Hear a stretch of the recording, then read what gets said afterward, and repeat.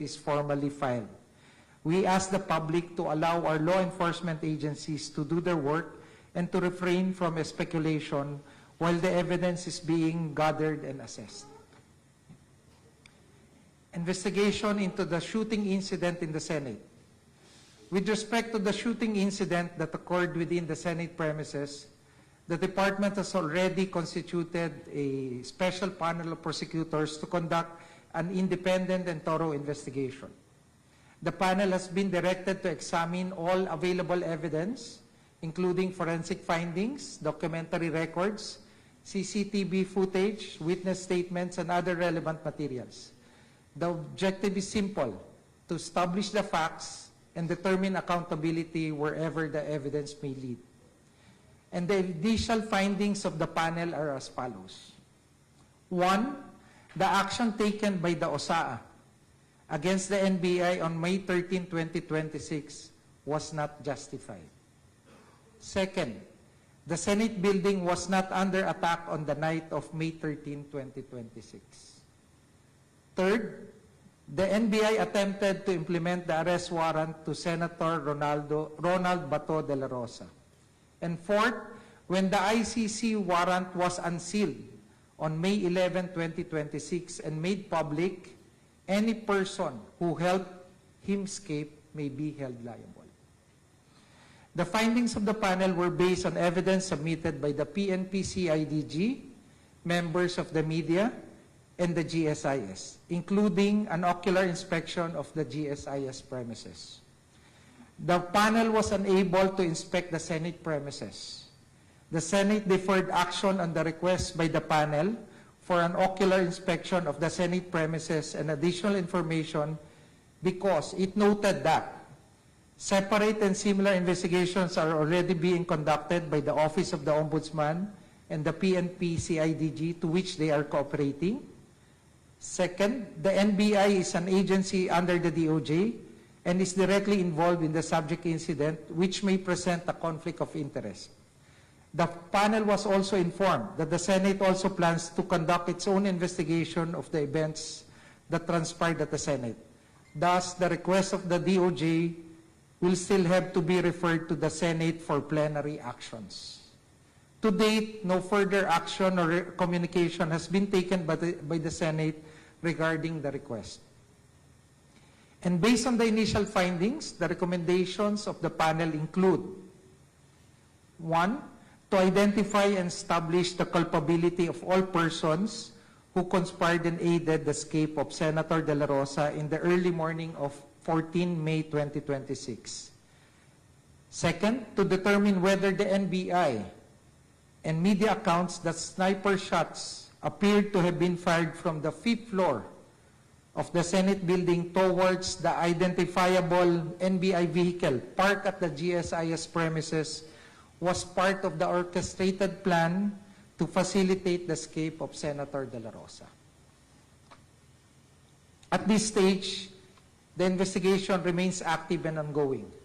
I would not want to prejudge the findings of the panel nor preempt the conclusions it may eventually reach. What I can assure the public is that the department will pursue the matter professionally, objectively, and without fear or favor. No individual is above the law, but equally important, no person should be judged before the evidence has been fully examined.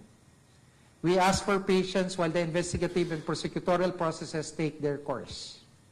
Next, in the past week, a complaint was filed against Senator Robin Padilla.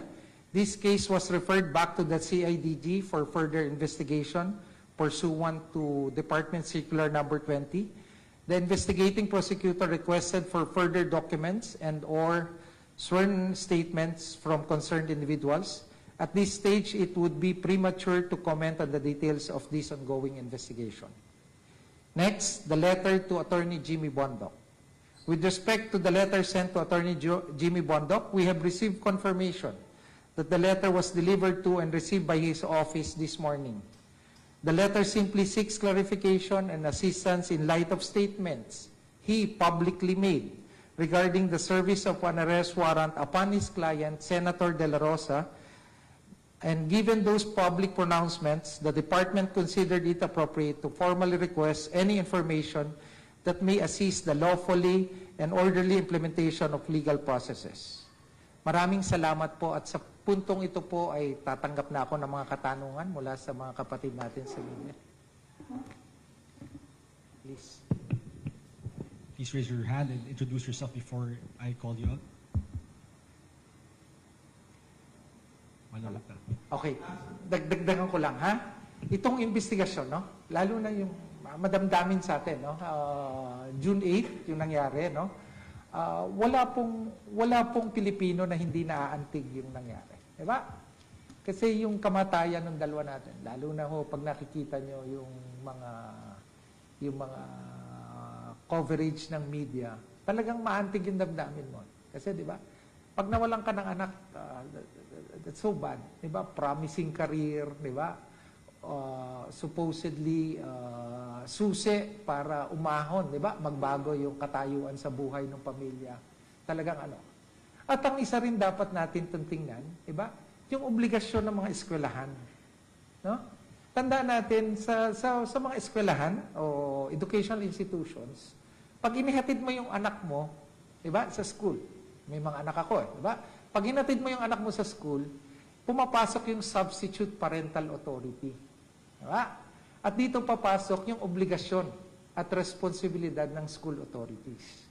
Curricular man o non-extracurricular yung activities. Tulad nito, lumalabas sa lahat ng information sa atin. It's a university acknowledged activity. So tinitingnan po natin. Of course, titingnan kung yung liability. Liability ng eskwelahan, liability nung involved, liability ng coach. Sino bang involved dun sa activity? May kapabayaan ba? Meron bang direkta na aksyon? Meron bang active? O meron bang pagkukulang sa dapat ay pag-iingat na ginawa niya? Sa pagpili po ng lugar, ang pinili bang lugar ay sobrang peligroso. Bakit nyo dyan dinala? Ito po yung tinitingnan. At ang maganda po nito, narinig po natin nung isang araw, siguro batid natin, na si Father Bobby, no? Also is conducting. And we would like to seek also yung information and data na magagather na ginagawa ng Ateneo to be shared with the Department of Justice. Kasi sa dulo po nito, makikita naman Pero parang ang maliwanag po nito, wala naman yung willful act. Diba? Ang lumalabas po sa atin, no? Wala yung talagang hinila yung paa pababa para malunod. Diba? Ang lumalabas lang dito, may kapabayaan ba? O kung may kapabayaan, diba? Ang maliwanag may namatay. So ang tanong, ito ba ay aksidente? Diba? O may pagkukulang sa pag-iingat na dapat ay ginawa ng school authorities o di kaya ay yung mga kasama at kabahagi nung university-sponsored activity. So yan po. Kaya po sa atin pong mga Pilipino, nakatutok po dito ang Department of Justice. Ang babasihan lang po natin ay ebidensya. So iwasan din po natin yung iwasan po din natin yung maging judgmental at maging masyado po tayo, yung bias po natin. Opo, ito na lamang po. Yes. Good afternoon, Sir Darlene Kai from GMA News. Sabi niyo nga po, walang willful act na nakikita so far doon sa Ateneo incident. Pero sinabi na po kasi nauna ng PNP, CIDG na ang tinutumbok ng investigation nila as of now ay may kinalaman sa hazing and homicide. Paano niyo po i-reconcile yun? Okay. Hazing, homicide, no? These are basically conclusions depende sa mapapatunayang ebidensya. So, titimbangin lahat yan. No? Titimbangin lahat yan. Kasi iba naman yung willful act, di ba? Na pumunta pa lang sila dun sa Aurora, ay ang balak na ay patayin. Di ba? May iba yung premeditated, di ba? Murder yon. Pero yung nagka-enkwentro, talagang ang gusto ay lunurin. Ibang bagay din yon. Di ba? So dun papasok kasi. Dun papasok willful act ba o kapabayaan? Tapos ang papasok, yung kapabayaan, may level din yan, ha? Meron kasing negligence, simple negligence, meron ding tinatawag na criminal negligence. No? Na kung saan, papasok yung criminal liability At pag may criminal liability, syempre papasok yung civil liability. Diba? At dito, titingnan din kung ano yung naging supervision at control ng school authorities dito sa isang university sanctioned activity. Sir, doon naman sa investigation sa Senate shooting, at this stage, pwede nyo na po bang i-enumerate kung sino-sino yung mga under investigation na senators or officials ng Senate? Hindi pa ho eh. Tulad doon yan, the initial findings sa lumalabas, marami po doon sa involved personalities or public officials. Now, alam din natin na meron ding kaakibat na investigasyon ng Ombudsman. Alam din natin na ang Office of the Ombudsman ay may jurisdiction pag ang pananagutan ay ginawa ng isang public official na habang sila'y nagpa-perform ng kanilang governmental function. Diba? So, ang isang titimbangin pa ng panel natin, di ba? Saan ba ipa-file to? Di ba? Ombudsman ba ang magpa-file bilang prosecutor laban doon sa mga public officials o DOJ ba ang magpa-file? Di ba? So, saglit na lang yan. Saglit na lang. Maliwanag na. Medyo maliwanag na yung facts and data natin. Sec, ngayon na bago na po yung liderato ng Senate, are you planning to take it up again with them? Sabi nyo nga po kanina, dinifer nila yung request for inspection. Yes, definitely. Nung una, ang instructions ko dun sa panel, mag-walkthrough lang kayo para ma-appreciate nyo yung facts. Saan ba nanggaling? Anong pintuan ba yung binabarel? Saan ba nanggagaling? Kasi may nakita tayong video eh. Very, very informative yung video na nakita natin, di ba? And tingnan lahat. Kasi iba yung appreciation ng facts pag nakita. And with the change in the Senate leadership, we are expecting and hoping that there will be more coordination and cooperation with the panel. So there will be a new request from DOJ. Yes, definitely. Thank you, sir. Hi, sir. Sir, regarding po dun sa pagbalik po ng CIDG complaint, can we know ano po yung documents na ni-request po ng panel? First, that's a matter for case build-up. So, hindi pa muna namin ma-reveal na. Sir, can you divulge kailan po yung deadline nila? Deadlines? No deadlines, but I'm sure the PNP-CIDG, its leadership is aware of the public interest in the matter. Magpa-follow up din kami, huwag kang mag-alala. Ha? Kasi we need to get back to the public as soon as possible tayo on this. No? Hindi natin bibitinin. Sir, Adrian Ayalin po, ABS-CBN. So yung binanggit nyo na any person who helped escape may be held liable. May detalye po ba tayo dito? Ilan yung tinitingnan? Ni-narrow down po ba ito? Doon sa mga huling nakasama, ano po yung pwede nyong maidagdag pang detalye, sir? Sa ngayon, wala na muna akong may dadagdag. No? Yung specific actions, hinihimay ng ating panel. No? And as I stated, yung coordination and discussion namin with the Office of the Ombudsman, together with their own findings kung paano ipupursue yung pag-prosecute nung obstruction of justice case, no? Sa tingin ko, hanggang doon na lang muna kami ngayon. Nag-narrow down ba yan, sir, na up to the last moments na nakita in public si Senator De La Rosa with Senator Robin Padilla, or parang tinitingnan siya pangkalahatan generally? Tinitingnan to pangkalahatan. Tinitingnan to pangkalahatan. Na yung mga actions ba, nung simula pa lang, di ba? Ito ba ay planado?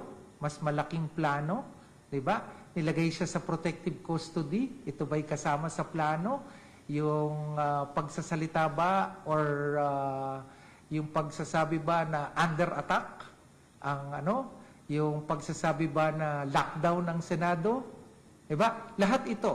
Lahat ng mga bagay na napatunayan nating nangyari ay tinitingnan para timbangin kung ito ay kabahagi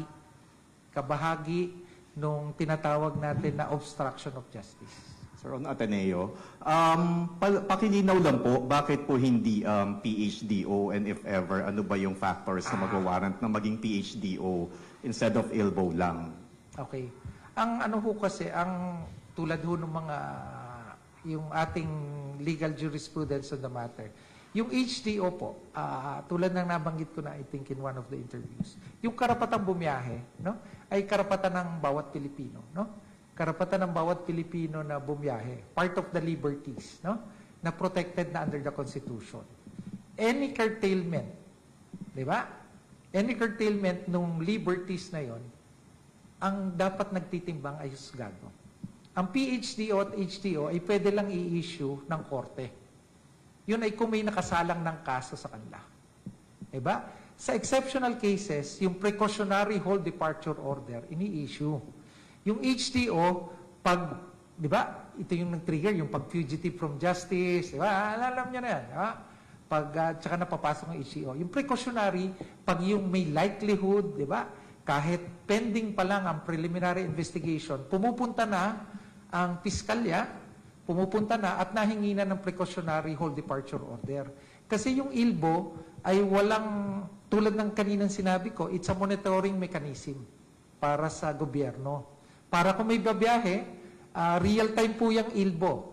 Pag dumaan ka dun sa immigration at may ILBO ka, ang utos namin sa immigration, tumawag kayo sa DOJ. Kasi baka the moment or second na lumalabas siya, meron na siyang arrest warrant. Yung ILBO po ay abiso, di ba? Na mag-lookout kayo. Mag-lookout ang immigration at pag dumaan itong taong ito, ay sabihan kagad ng DOJ. Pero real time din yon. Kasi from the time ma-issue yung ILBO, baka meron ng arrest warrant. Or baka may HDO na o may PHDO. Kaya itong ILBO, hindi rin to basta-basta na nadadrop. Diba? Napansin nyo, diba dati may mga inisyo ng ILBO. May mga nagpapakancel sa amin ng ILBO pag yung dahilan kung bakit sila ginawa ng ILBO ay meron na silang clearance na hindi na sila nakasuhan o sila'y na-absuelto, kinakancel na rin yung ILBO. Sir, follow-up lang. I understand sa flood control projects may parang na-issuean ng PHDO or HDO. Dito sa Ateneo case, hindi naman kailangan pa. Sa ngayon, hindi naman kailangan pa. Thank you, sir. Thank you. So, I think we're good. Any more questions? Okay. So, maraming salamat po. Tulad po ng nabanggit ko, no? Let's base our actions on evidence, no? On facts, data, and information verified and actually, 'di ba, proven, no? Maraming salamat po at magandang hapon sa inyong lahat. Thank you.